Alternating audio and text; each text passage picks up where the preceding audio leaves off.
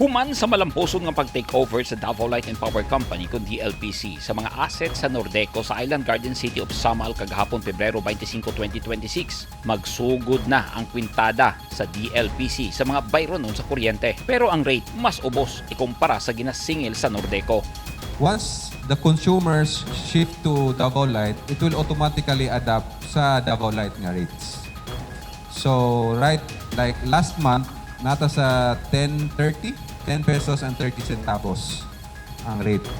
Magbago-bago na siya, sir, ha? Every month kay ang generation charge, ang presyo sa market, naga-fluctuate. It can go up, it can go down.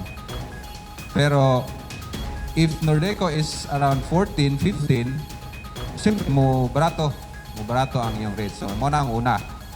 In terms of the additional charges, wala tayo additional charge.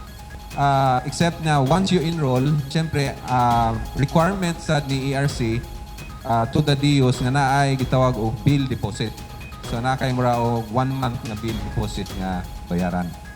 So, when you enroll, sign the contract, naana siya nga bayaranan. But that's a deposit. Inyuha na siya. Dili na siya ingong i-credit ni Davao Light nga income niya.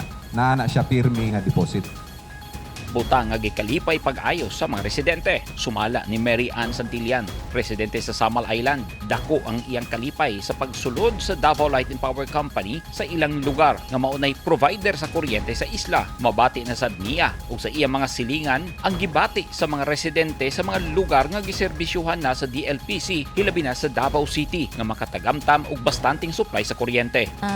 Nalipay mi kay kanang sa una pa man gyud mi gusto nga matransfer na sa Davao Light kay lagi ang amo ang unang pinaka kanang concern kay ang amo ang kuryente nga magka-short usahay pod kay magsigiga burnout legit siya usahay kanang nagay time nga kanang mag-straight jud ang burnout. So karon nga Davao Light na dako amo ang kalipay kay isa pa magamay-gamay na amo ang kilowatts.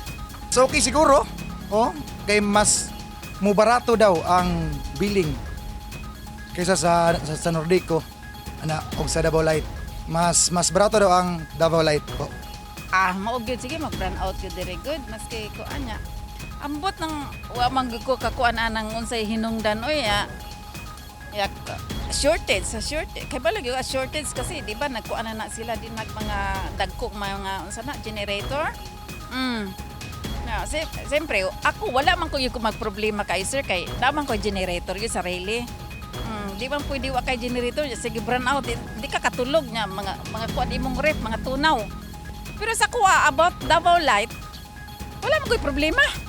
Usa sa gipasalig sa DLPC ang parehong serbisyo sa tanang consumers nga ilahang serbisyuhan. We are committed nga himong reliable ang ato ang distribution network din. So whatever nga pulihan na siya o kanang dagko nga poste, kanang ligo nga poste, kung naay mga mo apply nga customer, i-extend na mo ang linya paingon dito, kami ang mutaod sa metro. So tanang standard ni Davao Light atong i-implement diri para maging reliable ang ato ang distribution network sa Samal. Pero dili na overnight, sir, ha? Dili taka-promise na ugma na yun, Indot na. Pansa ni, manghinaot mi sa cooperation sa tanan natong mga konsumante.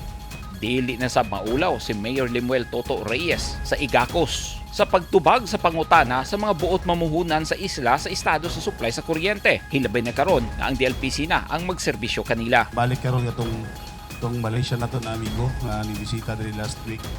So isa to sila nga mga investors nga motabang sa mo invest diri sa ato ang isla. So mo pud lang ginapaabot no nga ma stable ato ang power supply diri sa Samal.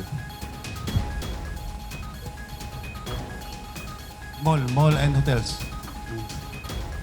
Nagbuntar na sabog service center ang Davao Light and Power Company sa isla nga nahimutang sa Purok 6, Sitio Caimito, Barangay Miranda, Babac District, Igacos, alang sa paginahanglanon sa mga residente.